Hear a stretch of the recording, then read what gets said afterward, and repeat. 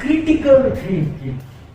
यार मैं स्टार्ट करना चाहता हूँ स्टार्टअप अपना बिजनेस, क्रिटिकल थिंकिंग मेरी कैसे मदद करे?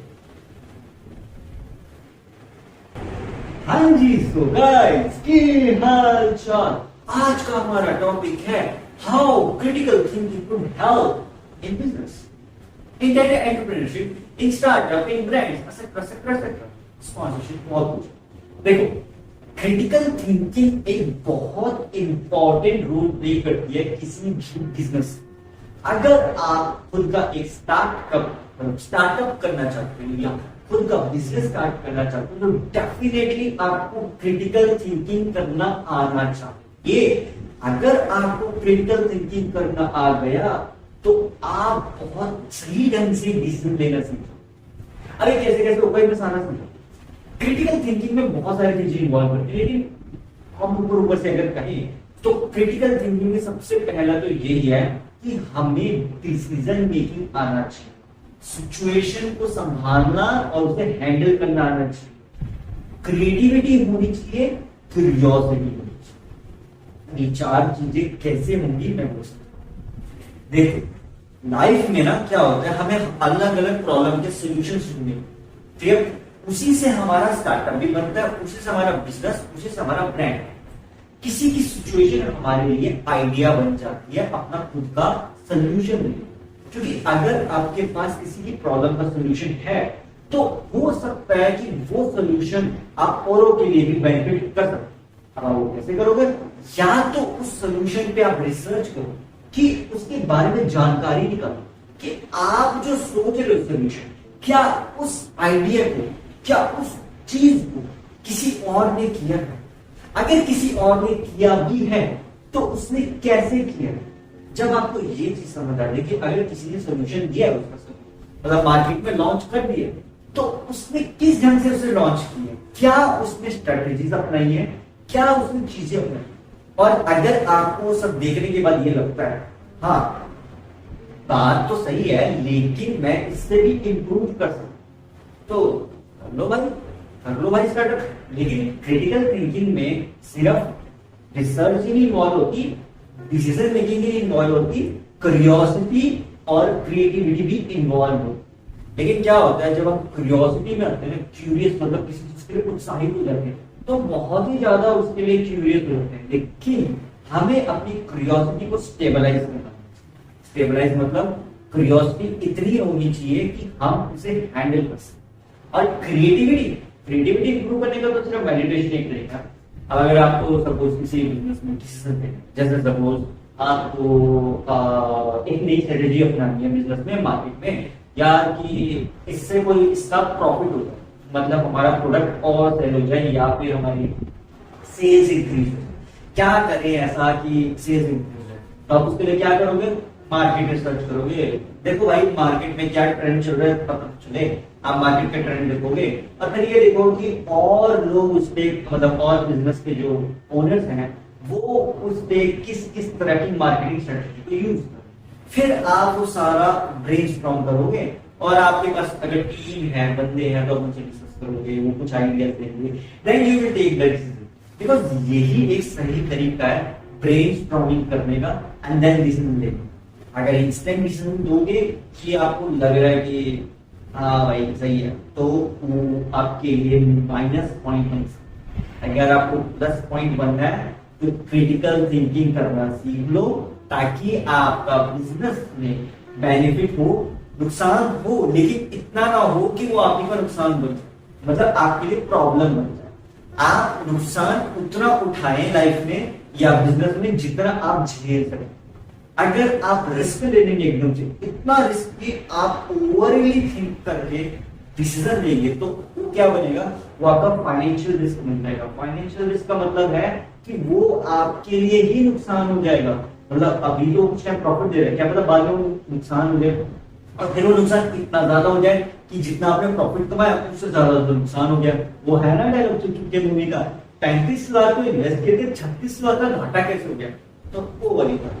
तो इसी कारण से जब भी आप अगर क्रिटिकल थिंकिंग करो तो वो बहुत जरूरी है, क्योंकि आपको महत्वपूर्ण तरीके से आना चाहिए। अगर आपने रिसर्च तो कर ली कि आपको सपोज आपको लगा हाँ यार ये चीज तो मैं कर सकता हूँ, ये चीज कुछ नहीं है, तो आप उसे वर्ल्ड लेवल पे रिसर्च करो। वर्ल्ड लेवल पे रिसर्च करके ये पता करो कि क्या पूरे वर्ल्ड में किसी ने वो किया है नहीं। अब आप बोलोगे ये तो कैसी बात है, एक चीज जो हम सोच रहे हैं वो ऑब्वियसली बात है ना, कितने करोड़ लोग सोच रहे हैं, तो अगर हम वर्ल्ड लेवल पे जाएंगे फिर तो होएगा ही नहीं। लेकिन अगर आपने उसकी वर्ल्ड लेवल पे रिसर्च करी होगी ना, तब आपको पता चल जाएगा कि आप जो सोच रहे हो उसका लेवल कितना है, मतलब आपको सोचने का स्टैंडर्ड कितना है। आप मतलब मैं डिमोटिवेट नहीं कर रहा हूँ कि सोचने का स्टैंडर्ड, ये चीज समझ आनी चाहिए। हमें अपने सोचने का स्टैंडर्ड का लेवल पता होना चाहिए। कैसे वो कैसे पता चलेगा, जब हम रिसर्च करेंगे कि हम वर्ल्ड लेवल पे देखते हैं कि ठीक है, अभी हम सपोज हम रीजन में हैं, हम एक स्टेट में रह रहे हैं, हम एक सिटी में रह रहे हैं, वहां हमें अपना डिसीजन सही लग रहा है। रीजन में मतलब पूरी रीजन में भी हमें अपना डिसीजन सही लग रहा है, स्टेट लेवल पे भी हमें अपना डिसीजन सही लग रहा है, नेशनल लेवल पे भी शायद हमें अपना डिसीजन सही लग रहा है, तो क्या इंटरनेशनल लेवल पे डिसीजन सही होगा, पता नहीं। तो ये इस ढंग से सोचो कि स्टेप वाइज आगे बढ़ो कि ठीक है, हमने अपने आसपास के एरिया में तो हमारा डिसीजन बिजनेस का सही चल रहा है, और उसके आगे बढ़ो कि वो डिसीजन हमारे सिटी लेवल पे कैसा है, रीजनल लेवल पे कैसा है, स्टेट लेवल पे कैसा है, नेशनल लेवल पे कैसा है, इंटरनेशनल लेवल पे कैसा है। जब आप ऐसे चलना शुरू करोगे ना स्टेप वाइज, तो वो ऐसे करके बिजनेस ग्रो करेगा। और अगर आप मतलब सिर्फ सिटी पे या एरिया तक लेवल पे सोचोगे तो आप बस यहीं पे रह जाओगे, आप यहाँ नहीं आ पाओगे। क्योंकि क्या होता है ना, बिजनेस ऐसे ऐसे ऐसे ऐसे करके चलता है, प्रोडक्ट की सेल ऐसे ऐसे करके फ्लक्चुएट करती है। इसी तरह से स्टॉक मार्केट में भी ग्राफ कभी किसी स्टॉक का ऐसे जाता है एंड फिर ऐसे हो जाता है, फिर ऐसे जाता है, ऐसे होता है, ऐसे ऐसे ऐसे ऐसे करके चलता रहता है। ऐसी लाइफ में भी चलता रहता है। अगर आपको लाइफ में समझना है क्रिटिकल थिंकिंग कितनी इंपॉर्टेंट है, तो उसके ऊपर मैंने पॉडकास्ट बनाया, अच्छा के देख सकते। लाइफ में तो गाइस बहुत कम चीजें हम ऑब्जर्व करनी पड़ती है, तो थोड़ा सा भी करेंगे तो खुद है। लेकिन बिजनेस में क्या होता है ना, हमें ऑब्जर्वेशन करनी अच्छी। हाँ, ऑब्जर्वेशन पॉइंट भूल गए, ऑब्जर्वेशन तो सबसे इंपॉर्टेंट है भाई, क्योंकि क्रिटिकल थिंकिंग में ना ऑब्जर्वेशन को इन्वॉल्व नहीं करते। लेकिन मैं ये कहता हूं कि ऑब्जर्वेशन तो करो, ये देखो कि वही सेम काम सामने वाला कैसे कर रहा है। अगर सपोज आपको लगता है कि जैसे सपोज फॉर एग्जांपल कॉफी, एक बंदा तो चाय पी रहा है, एक बंदा कॉफी पी रहा है, एक बंदा पानी पी रहा है। तीन सिचुएशन ले ली, हमने तीन सिनेरियोज उठा लिए, एक चाय पी रहा है, एक कॉफी पी रहा है, एक पानी पी रहा है। अब आप ये देखो कि जो बंदा चाय पी रहा है उसको कैसा महसूस होता है। सपोज तीनों की चॉइसेस अलग हुई कि पानी पीने वाले को अच्छा लग रहा है कि हाँ मुझे पानी पीना अच्छा, चाय वाले को अच्छा पीने को अच्छा लग रहा है चाय अच्छा, कॉफी पीने वाले को अच्छा लग रहा है कॉफी। तो आप एक काम करो, आप इन तीनों सिचुएशन में तीन बंदे जो ये अलग अलग है, इनकी कप को अदल बदल करो। मतलब जो पानी पीने वाला है उसको चाय पिला के दे और कॉफी पिला के दे, और जो कॉफी पीने वाला है उसे चाय और पानी पिला के दे, और जो चाय पीने वाला है उसको कॉफी और पानी पिला, और फिर उससे पूछो कैसा लगा आपको स्वाद। तो वो अपने हिसाब से अपना रिएक्शन देगा कि उसे अच्छा लगा बुरा लगा, वो अपने हिसाब से रिएक्शन देगा। तो यहां से आप ऑब्जर्वेशन करो, समझो अच्छा जो चीजें इन्हें पसंद है पहले से, वो तो हमें पता है कि इन्हें पसंद है। अगर मैं इन्हें कोई डिफरेंट चीज ऑब्जर्वेशन में दिया जो इन्हें पता है, बट इनकी नॉलेज में तो है वो चीज, बट इन्होंने कभी उस चीज को यूज नहीं किया, इन्हें वो चीज यूज करवाओ तो क्या हो, तो उनका जो रिएक्शन आएगा वो आप औरों के साथ एक्सपेरिमेंट करो। ऐसे ऐसे धीरे धीरे फीडबैक, सर्वे, एक्सपेरिमेंट, ऑब्जर्वेशन, यहां से आपको ये चीज समझ जाएगी कि आप जो सोच रहे हो, व्हाटएवर बी द डिसीजन आपका बिजनेस में स्टार्टअप में, वो कहां तक आपके लिए बेनिफिट है, कहां तक वो आपके लिए नुकसान है, और कहां तक आप उस डिसीजन को संभाल सकते, संभाल द सेंस उसको अपने हिसाब से ढाल सकते। अगर आपको सब कुछ सही लग रहा है देन टेक द रिस्क। और अगर आपके पास इन्वेस्टमेंट कैपिटल है, इन्वेस्टमेंट कैपिटल का मतलब होता है आपकी जेब में पैसा है, कुछ हजार लाख रुपए अगर आपके पास है या आपके बैंक अकाउंट में है, तब डिसीजन लो। लेकिन इतना लेना डिसीजन कि आप उसे बाद में एब्जॉर्ब करके उतार भी सको। जैसे सपोज आपने खर्चा किया, आप उस खर्चे को संभाल सको, ऐसा ना हो जाए कि वो एक्स्ट्रा खर्च हो जाए। अगर एक्स्ट्रा खर्चा हो भी रहा है तो वो उतना हो एक्स्ट्रा खर्चा जितना मैं या कोई भी इंसान संभाल सकता। अगर वो खर्चा आउट ऑफ कंट्रोल चला गया तो फिर वो खर्चा आपको संभाल लेगा, आप उसे संभाल लोगे, फिर वो खर्चा आपको संभाल लेगा और वो खर्चा आपके लिए नेगेटिव बन जाए। क्योंकि ओवर खर्चा, देखो क्या होता है ना, डिसीजन तो कोई भी ले लेगा, लेकिन जब हम ओवर खर्चे की तरफ जाते हैं ना तो वो नेगेटिव हो जाता है। क्योंकि आपकी जेब में 10 या 10,000, ठीक है, आपने डिसीजन ले लिया 5,000 रुपए कहीं पे इन्वेस्ट, 5,000 आपने सेविंग्स, आगे क्या हुआ, आपको और जरूरत पड़ी, फिर आपको सेविंग्स के 5,000 भी लगा दिए उसी सेम चीज में, 10,000 कंप्लीट हो गए। अब आपके पास कोई सेविंग्स नहीं है, सेविंग्स होगी 0, 10,000 आपके खत्म। अब क्या करोगे आप, अब आपको आगे बढ़े, फिर से आपको पैसों की जरूरत पड़ी, तब क्या करोगे, तब तो आपकी सेविंग तो 0 है, 10,000 आपके लगे खत्म, आपको पैसों की और जरूरत है, क्या करोगे, फिर आप सोचोगे कि मैंने जो अपने फ्यूचर के लिए सेविंग करी है उसको भी लगा दूं, अपने फ्यूचर के लिए सेविंग लगा दूं। लेकिन आप ये चीज ऑब्जर्व करो कि आपने खर्चा तो करे जा रहे, बट उससे आरओआई, रिटर्न ऑन इन्वेस्टमेंट कितना है, रिटर्न कितना है, कुछ आ भी रहा है रिटर्न की। आप खर्चा तो करे जा रहे हो पर रिटर्न भी तो जरूरी है ना, क्योंकि बिजनेस अगर सही ढंग से करना है तो हमें रिटर्न चाहिए, थोड़ा लेट आए कोई बात, पर रिटर्न आना जरूर चाहिए। अगर रिटर्न नहीं आएगा ना तो एक टाइम ऐसा आएगा जब आप खाली हो जाओगे, then what will you do, can you will think either psychologically, या तो आप साइकोलॉजिकली उसको नेगेटिव वे में सोचोगे, अगर आप पॉजिटिव होगे तो उसे लॉजिकल के साथ जोड़ दोगे कि यार किस्मत ही खराब है या व्हाटएवर, भगवान ने ऐसा कुछ किया है। यही सबसे रॉन्ग चीज है, हमें अपनी किस्मत को दोष नहीं दे रहे हैं यार। अगर हमारी लाइफ अभी थोड़ी सी ऐसी आ गई है कि उसको हम अपने हिसाब से कर ही नहीं पाते, चाहे बिजनेस हो या चाहे स्टार्टअप हो, तो क्या हो गया, तो क्या हो गया, कोशिश तो करते रहो ना। चलो मान लिया सिचुएशन क्रिटिकल हो, एटलीस्ट बट ट्राई, इतना सब की कोशिश कर रहे हो ना। देखो सबसे बड़ा एग्जांपल एक चीटी है, एक एंट, हम अगर इसको ध्यान से देखें ना तो चीटी हर रोज कोशिश करती, इतना सा करती है पर करती जरूर है। तो वो 1% या 1% भी छोड़ो, 0.1% भी अगर हम जुड़ेंगे धीरे धीरे, किसी न किसी दिन वो भी 1% बनेगा, वही 1% किसी दिन 10% बनेगा, 10% किसी दिन 100% बनेगा। As simple as that. Step wise अगर आप लाइफ में बढ़ोगे, बिजनेस में बढ़ोगे तो ग्रोथ मिलेगी। अगर आप इंस्टेंट ग्रो करोगे, मतलब इंस्टेंट कुछ भी ग्रो कर लेगा तो नीचे गिर जाओगे। इसीलिए कभी भी अगर आपको लाइफ में या बिजनेस में डिसीजन लेना तो स्टेप वाइज लो। ये देखो कि मैं जो स्टेप ले रहा हूं क्या वो मेरा फायदा है या नुकसान, या अगर सपोज आपने पहले नेगेटिव स्टेप ले लिया उसके बाद आप पॉजिटिव स्टेप ले लो, तो अब ये भी देखो कि आपका जो पॉजिटिव स्टेप है वो आपकी पुराने नेगेटिव स्टेप को इंप्रूव कर भी रहा है कि नहीं। कहीं पता चले आपने स्टेप एक ऊपर उठा लिया और उसके ऊपर एक और स्टेप उठा लिया, लेकिन आपका पिछले वाले स्टेप को नेगेटिव था, पिछले वाला स्टेप नेगेटिव, अगले वाला स्टेप पॉजिटिव। आपने जब एक और स्टेप लिया तो वो और नेगेटिव हुआ, उससे क्या होगा, पहले से आप नेगेटिव हो, पहले से आपने एक गलत डिसीजन ले लिया, ऊपर से एक और गलत डिसीजन, तो वो आपको नुकसान है।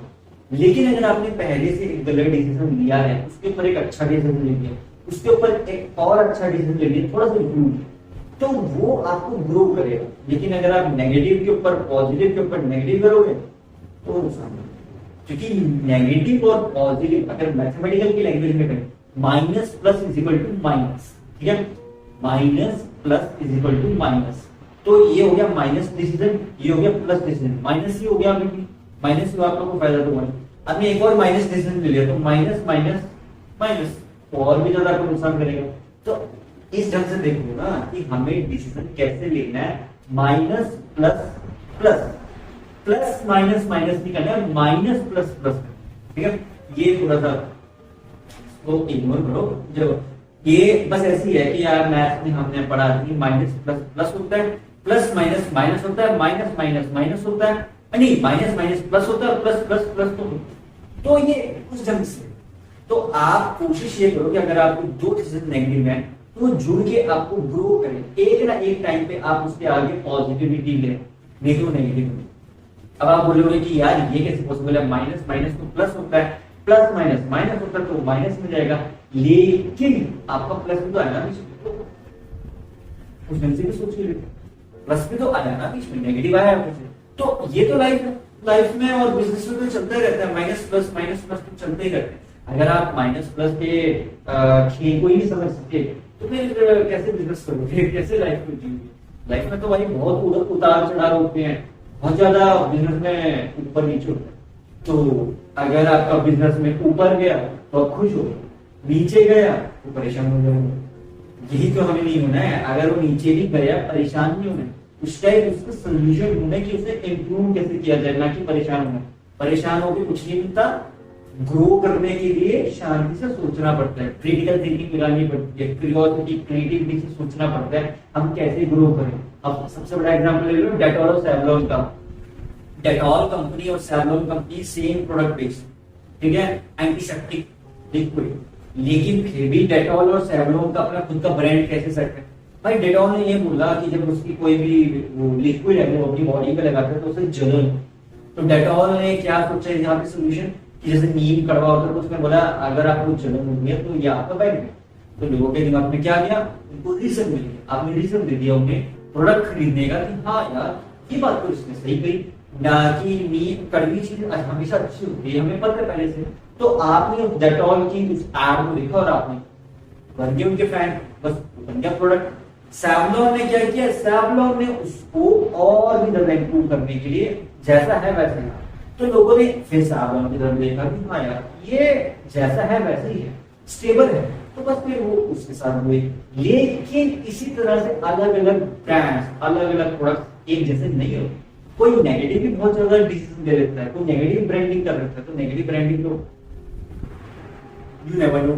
सो एड्स का जो तरीका होता है ना वो बेसिकली प्रमोशन किया, मार्केट किया जाता है, किसी भी ब्रांड को ग्रो किया जाता है। तो ये करने के लिए हमें क्रिटिकल थिंकिंग आनी चाहिए करनी कि हम जिस तरीके से सोच रहे हैं क्या मार्केट भी उसी तरीके से सोच रही है, और उससे भी बड़ी चीज हम जो भी सोच रहे हैं क्रिटिकल थिंकिंग के बाद क्या मार्केट में उससे कोई नीड क्रिएट हुई है, जरूरत क्रिएट हुई है। अगर वो मार्केट में कोई जरूरत क्रिएट कर रहा है किसी के लिए भी तो बेनिफिट। और ऐसा आइडिया ढूंढो, ऐसा क्रिटिकल थिंकिंग के बाद अपनी लाइफ का हो या बिजनेस में ऐसा ढूंढो आइडिया।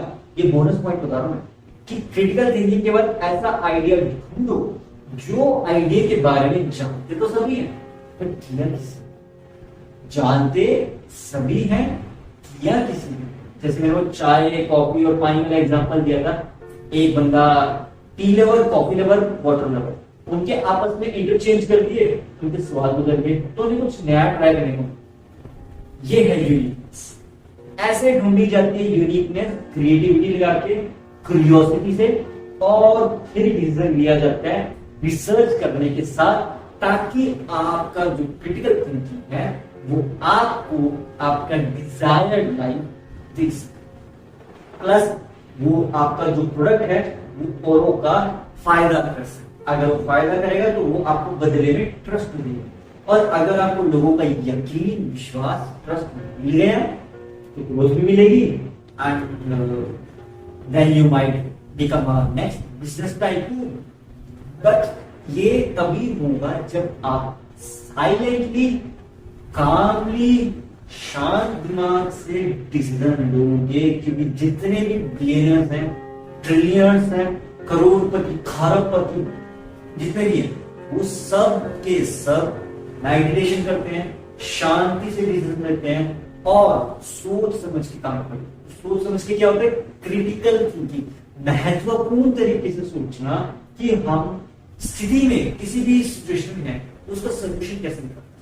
हर सिचुएशन का सोल्यूशन उतना जरूर है, हमें सोल्यूशन ढूंढना आना चाहिए। और वो कैसे हम ढूंढेंगे, जब हमें सही ढंग से क्रिएटिविटी, क्यूरियोसिटी लगाएंगे, कॉमन सेंस लगाएंगे। कॉमन सेंस जितना कॉमन लगता है उतना कॉमन है नहीं, बट कॉमन सेंस लेके आना easy. How, try to find the solution of small small problems.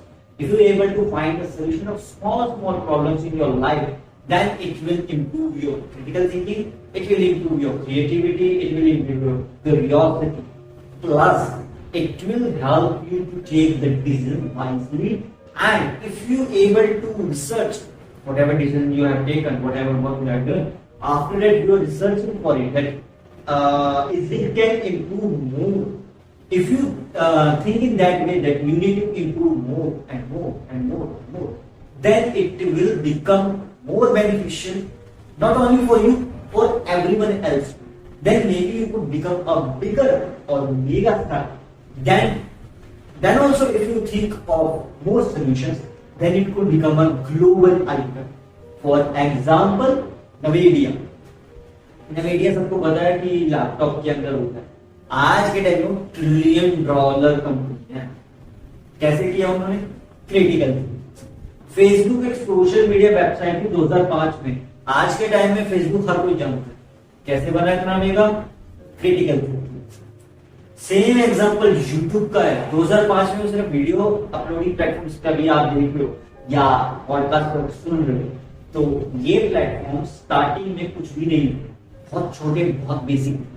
Critical thinking करी, साइलेंटली डिसीजन लिया।